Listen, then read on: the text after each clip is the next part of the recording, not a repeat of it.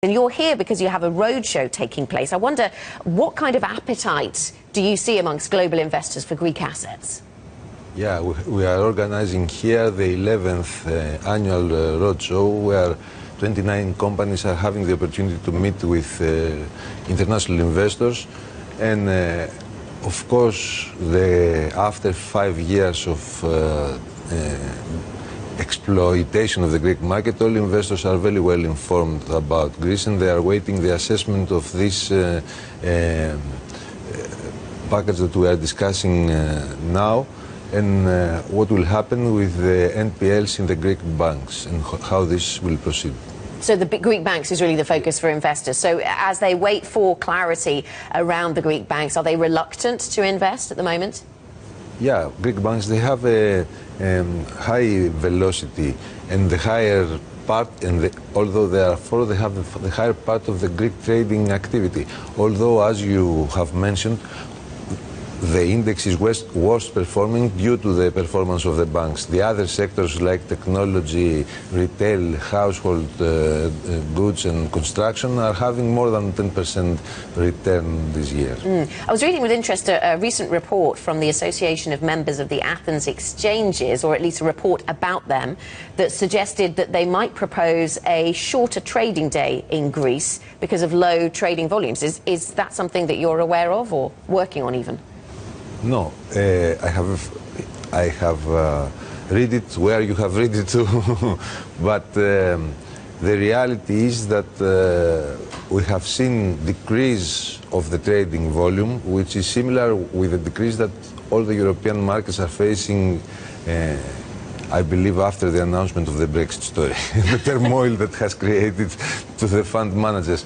But on the other hand, the issue is that when you want to increase the volumes in the trading activity, you are not decreasing the timing, you are increasing the opening hours, let's say, for a market.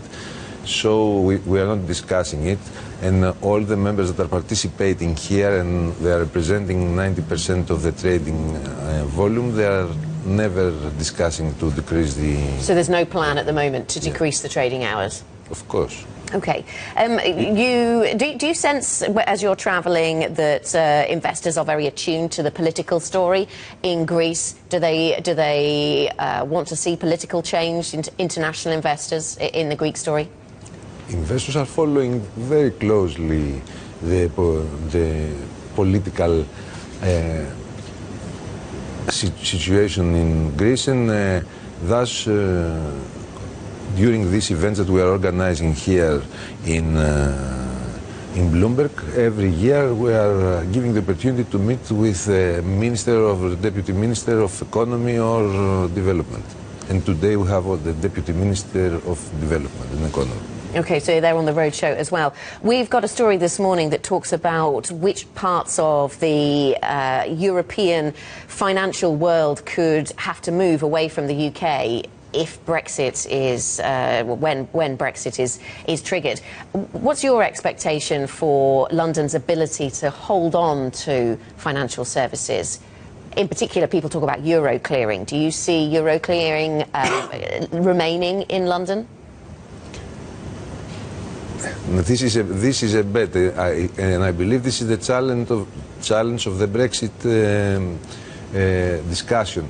And from my point of view, it is, let's say, a pity that we have now Brexit, because this period of time, in Europe, due to the deleveraging that we are facing in the banking sector through ECB, capital markets are becoming much more important in financing the European economy.